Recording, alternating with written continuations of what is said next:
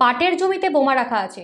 শনিবার সকালে গোপন সূত্রে এমন খবর পেয়ে ডোমকল থানার পুলিশ হানা দিয়েছিল অম্বরপুর এলাকায়। তবে শেষ পর্যন্ত হন্যে হয়ে বোমা খোঁজার পর না পেয়ে ঘাম ছুটেছিল ডোমকল থানার পুলিশের। পরে পুলিশ কর্তার নজরে পড়ে ওই জমিতে কিছু মরা পাট গাছের দিকে, আর সেখান থেকেই সন্দেহ দানা বাঁধে পুলিশের মনে।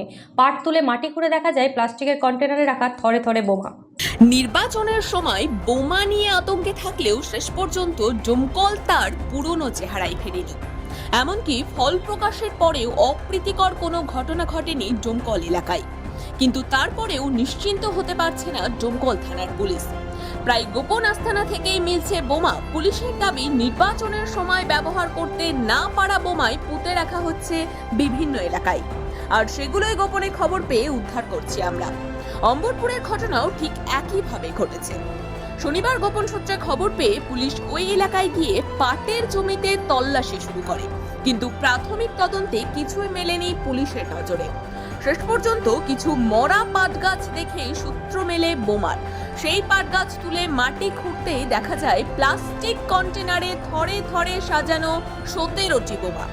পুলিশ ওই বোমা নিষ্ক্রিয় করে এদিন। তদন্ত চলছে কারা এই বোমা রেখেছিল তা নিয়ে।